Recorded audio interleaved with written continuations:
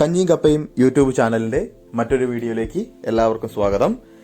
ഇന്ന് നമ്മൾ ഒരു തനി നാടൻ വിഭവമാണ് തയ്യാറാക്കുന്നത്. മലപ്പുറം ഭാഗത്താണ് പ്രധാനമായിട്ടും ഈ ഒരു ഡിഷ് കണ്ടുവരാറ്. പണ്ട് കാർന്നവന്മാരൊക്കെ ഉണ്ടാക്കിയിരുന്ന അല്ലെങ്കിൽ പഴമക്കാരുടെ ഒരു പ്രധാന ഭക്ഷണമായിരുന്നു ശരിക്കും ഇത്. അപ്പോൾ നമുക്ക് അതെന്താണെന്ന് നോക്കാം. മലപ്പുറം ഭാഷയിൽ പറഞ്ഞാൽ വാഴക്കയും കോഴിയും, അതാണ് നമ്മളിന്നിവിടെ ഉണ്ടാക്കാൻ പോകുന്നത്. അതായത് നമ്മുടെ വാഴക്കയും കോഴിയും വെച്ചുകൊണ്ടുള്ള ഒരു അടാറ് ഐറ്റമാണ് ഇന്ന് ഉണ്ടാക്കാൻ പോകുന്നത്. വളരെ ടേസ്റ്റി ആയിട്ടുള്ള ഒരു വിഭവമാണ്. അതുകൂടാതെ നമ്മൾ മറ്റു പൊടികളൊന്നും നമ്മളിതിൽ ഉപയോഗിക്കുന്നില്ല. അതുകൊണ്ട് തന്നെ വയറിന് യാതൊരു വിധത്തിലുള്ള പ്രശ്നങ്ങളും ഉണ്ടാക്കാത്ത ഒന്നാണ് ശരിക്കും ഈ ഒരു റെസിപ്പി എന്ന് പറയുന്നത്. അപ്പോൾ നമുക്കത് എങ്ങനെയാണ് ഉണ്ടാക്കുന്നതെന്ന് നോക്കാം. അപ്പോൾ ഞാൻ നേരത്തെ പറഞ്ഞതുപോലെ തന്നെ ഇതിൽ നമ്മൾ പൊടികളും കാര്യങ്ങളൊന്നും ഉപയോഗിക്കുന്നില്ല. അപ്പോൾ നമുക്കിവിടെ കാന്താരി മുളകാണ് നമ്മൾ എടുത്തിരിക്കുന്നത്. കാന്താരി മുളകിന് പകരം പച്ചമുളകായാലും കുഴപ്പമൊന്നുമില്ല. അപ്പോൾ ഇവിടെ നമ്മൾ കായ നിങ്ങൾ കണ്ടു, ഫ്രഷ് കായയാണ് നമ്മൾ എടുത്തിട്ടുള്ളത്. അതുകൂടാതെ ചിക്കൻ, അതുപോലെ വെളുത്തുള്ളി, കറിവേപ്പില, ഇത്രയും ഐറ്റമാണ് നമ്മൾ ഇതിനായിട്ട് ഉപയോഗിക്കുന്നത്. അതുകൂടാതെ നമ്മൾ എന്ത് ചെയ്ത് വെച്ച് കഴിഞ്ഞാൽ ഉള്ളി കൂടി എടുത്തിട്ടുണ്ട്. ചെറിയ ഉള്ളിയാണ് എടുത്തിട്ടുള്ളത്. ആ ചെറിയുള്ളി ഇവയെല്ലാം കൂടി ചേർത്ത് കുറച്ച് ഉപ്പും വെളിച്ചെണ്ണയും ചേർത്തിട്ട് നമ്മൾ അരച്ചതാണ് ഇവിടെ കാണുന്നത്. അപ്പോൾ നേരത്തെ നമ്മൾ പറഞ്ഞ പോലെ കായ നമ്മൾ ഫ്രഷ് കായയാണ് എടുത്തിട്ടുള്ളത്. അത് കടയിൽ നിന്ന് വാങ്ങിയതല്ല.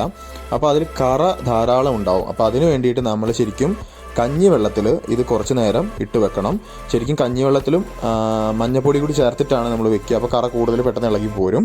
ഇവിടെ നമ്മൾ കഞ്ഞിവെള്ളം, നമ്മൾ പൊടികളൊന്നും ഉപയോഗിക്കാത്തത് കൊണ്ട് കഞ്ഞിവെള്ളം മാത്രമാണ് ഉപയോഗിച്ചിട്ടുള്ളത്. അപ്പോൾ അത് കുറച്ച് നേരം, അധികം നേരം അതിലായിട്ട് വെച്ചാൽ മതി. അതിന് ശേഷം 2-3 പ്രാവശ്യം നമ്മളത് കഴുകി നമ്മൾ കായ അതിലെ കറയൊക്കെ നമ്മൾ കളയണം. അപ്പോൾ നമ്മൾ ഒരു ചട്ടിയിലേക്ക് നമ്മൾ ചിക്കൻ എടുത്ത് മാറ്റിയാണ്, കഴുകി വൃത്തിയാക്കി വെച്ചതാണ്. അപ്പോൾ നമ്മൾ ഡിഷ് ഉണ്ടാക്കാൻ പോവുകയാണ്. തനി നാടൻ രീതിയിൽ തന്നെ അടുപ്പിലാണ് നമ്മൾ ഇപ്രാവശ്യവും ഉണ്ടാക്കുന്നത്.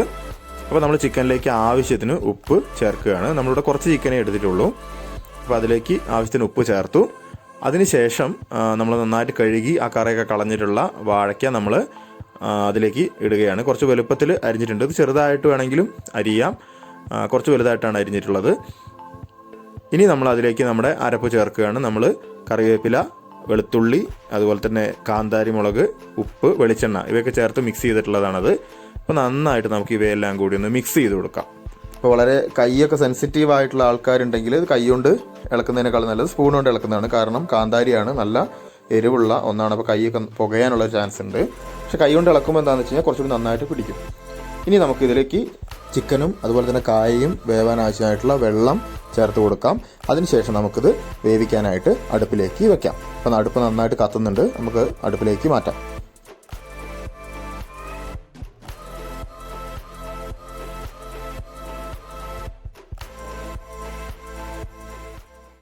വളരെ ഹെൽത്തി ആയിട്ടുള്ളതും അതുപോലെ തന്നെ വളരെ ടേസ്റ്റി ആയിട്ടുള്ളതുമായിട്ടുള്ള ഒരു റെസിപ്പിയാണ്.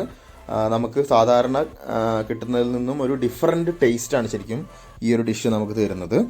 ഇത് ശരിക്കും പഴയ ആൾക്കാർ കൂടുതലായിട്ട് കഴിച്ചിരുന്ന ഒരു വിഭവമാണ്. അപ്പോൾ ഇത് അടിപൊളിയൊരു ഡിഷാണ്. എല്ലാവരും ഇത് പരീക്ഷിച്ച് നോക്കണം. അപ്പോൾ നമ്മൾ വേവിക്കാൻ വേണ്ടി അടച്ചു വെച്ചു. ഇതായപ്പോൾ നമ്മൾ ഏകദേശം ഒരു അരമണിക്കൂറോളം നമ്മളിത് വേവിച്ചു. അപ്പോൾ നന്നായിട്ടത് വെന്ത് വന്നിട്ടുണ്ട്, നല്ല തിള വന്നിട്ടുണ്ട്.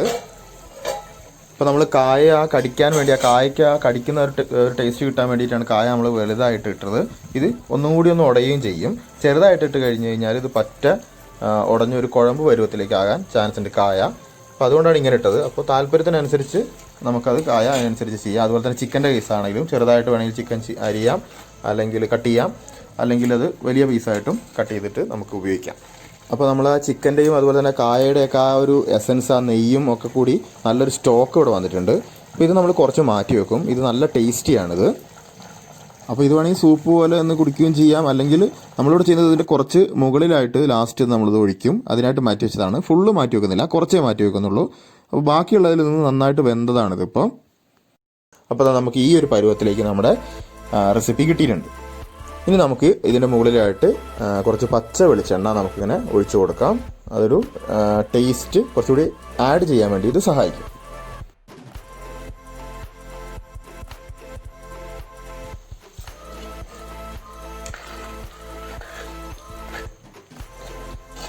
വളരെ ടേസ്റ്റി ആയിട്ടുള്ള ഒരു റെസിപ്പിയാണിത്. എല്ലാവരും ഒന്ന് ട്രൈ ചെയ്ത് നോക്കണം, നിങ്ങൾക്ക് എന്തായാലും ഇഷ്ടപ്പെടും.